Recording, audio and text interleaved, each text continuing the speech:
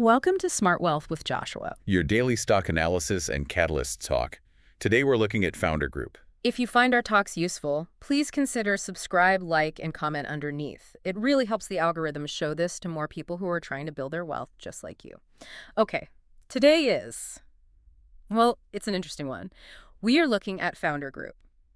And I have to be honest with you. When I first saw this name pop up, I almost skipped it. It sounds a little generic, doesn't it? It definitely doesn't scream excitement at first glance. Right. It sounds very corporate, very buttoned up. Exactly. And then I see solar next to it, and my brain just immediately goes, okay, great, another factory in Asia churning out solar panels. You know the thrill. Yeah, low margins, price wars, a race to the bottom. I just figured it was another manufacturer. But looking at your notes, I have a feeling I'm completely wrong. You were definitely wrong on that one. But, don't feel bad, because that is the most common misconception with this stock. If you just glance at it, you think manufacturing, hardware. But Founder Group isn't really in the commodity business. They're what we call an EPCC provider. EPCCC. Okay, I've seen that acronym around, but let's actually unpack it. What are we dealing with here? It stands for engineering, procurement, construction, and commissioning. That is a mouthful. It is, but think of it this way. They aren't the ones selling the shovels in the gold rush. Okay. They're the ones building the entire mine. They're not just selling you bricks. They're the architect, the supply manager, the construction crew, and, this is the key part, the inspector who makes sure the lights actually turn on. So they're selling the whole project, the entire outcome. Exactly. An end-to-end solution. They design the solar project, they procure the parts, so they go out and buy the best modules, the best inverters. So they're not tied to their own tech? Not at all. Then they build it. And crucially, they test and commission it. That sounds way more complex than just manufacturing. It is, and it puts them in a completely different part of the value chain. They operate in two main buckets. First, LSS, large-scale solar. Right, the huge fields of panels you see out in the desert. Precisely. Utility scale, anything 1 megawatt and up. And the second bucket is C&I commercial and industrial. And this is, what, rooftops? Massive rooftops. Think factories, warehouses, data centers. This is where the growth is getting really aggressive right now. Okay, so why is this all happening now? I mean, what's the big push? It's the macro environment, specifically in Malaysia. The government there is pushing hard for carbon neutrality. So it's policy-driven. Absolutely. Yeah. There are mandates coming down for corporations to get renewable energy certificates. If you're a big multinational operating in that region, you have to go green. Not for PR, but for compliance. It's fascinating how policy drives profit. So let's look at the financial health. This is a pretty new company on the public markets, right? Very new. IPO was October 23, 2024. So we're still in that early phase, less than 2 years out. And when we look under the hood, what do we see? Is it bloated? Not at all. Actually, it's quite lean. We're talking about maybe 82 employees. Wow, that's small. It is. Their cash flow is project-based. They win a contract. They hit a milestone. They get paid. It keeps the overhead really low. Now, usually we talk about a company's U.S. footprint, tariffs, IRA, all that stuff. Right. And this is a crucial distinction. Founder Group has zero U.S. exposure. None at all. None. This is a pure play on ASEAN and Malaysia. So if you're an investor looking to diversify away from the dollar or hedge against U.S. policy, this is a totally decoupled asset. That's a really important point. And for the dividend lovers out there, I'm guessing it's a no. You are going to be disappointed. No dividends, no buybacks. So pure growth. 100% growth mode. Yeah. Every dollar is being plowed right back into the business. They're scaling their EPCC capabilities.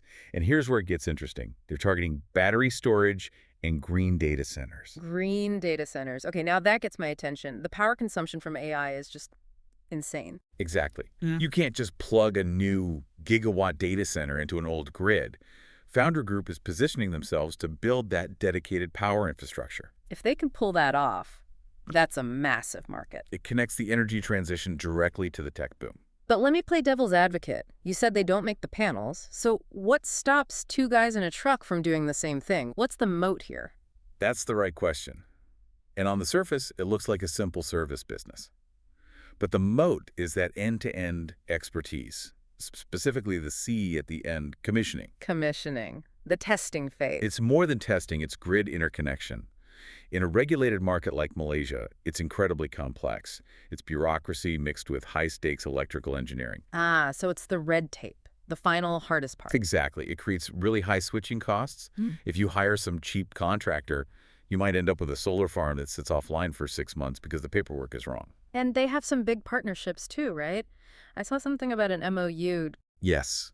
With GCL Systems, this is a huge deal. GCL is a major global player.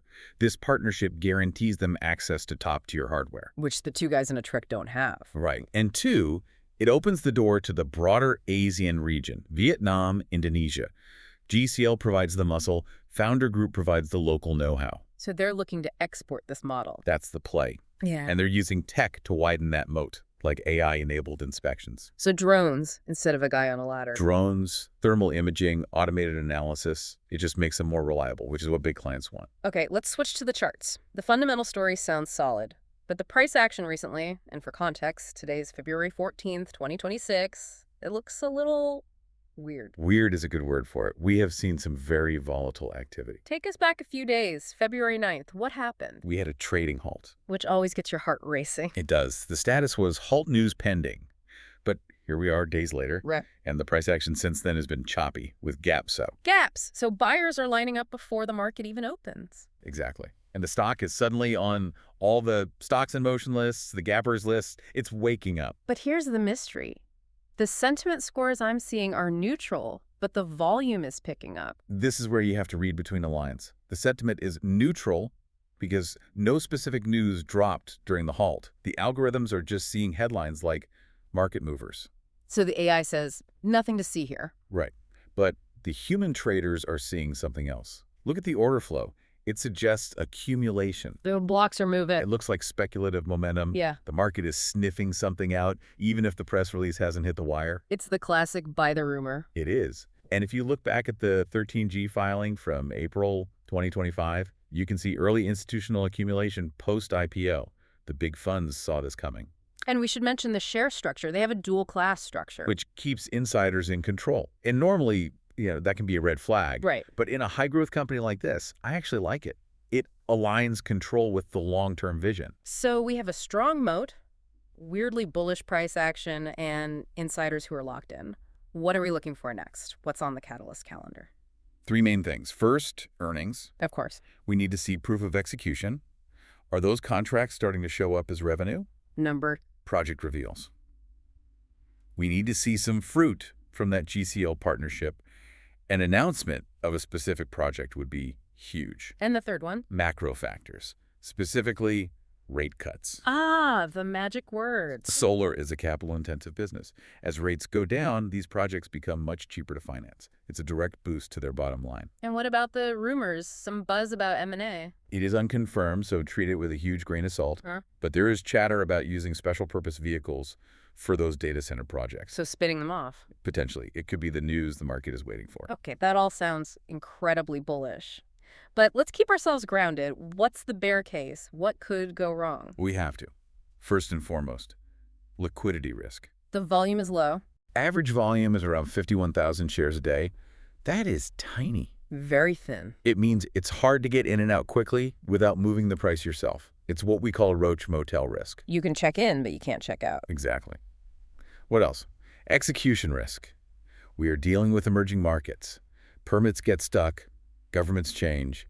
Delays can kill margins. And the last one? It's the flip side of that trading halt. The mystery box. We're assuming the news is good, but if it's bad, a canceled contract, the gap down could be severe. A double-edged sword. So taking all this in, the model, the technicals, the risks, what's the final verdict? I'm giving Founder Group a bullish score of 7 out of 10. 7 out of 10. Solid, but with some caution. It is. My thesis is that this is a prime swing trade target. So not necessarily a buy and hold forever stock. Not yet. The strategy here is to hold into the next earnings report, probably Q2 2026. You want to ride the momentum from a potential catalyst. Capture the re-rating. Exactly. You have strong fundamentals in a booming sector, but it feels undervalued because the news flow is so quiet. That trading halt is the smoking gun that suggests a catalyst is coming. It feels like the market is whispering before it shouts. That's a great way to put it. Yeah. And right now, the volume is whispering accumulation. Well, that is the rundown on Founder Group, a fascinating look at how the green energy transition is actually being built in Southeast Asia. It's definitely one to keep on the watch list. Infrastructure is where real, durable wealth is often built. Absolutely. As always, remember that this is for informational purposes only.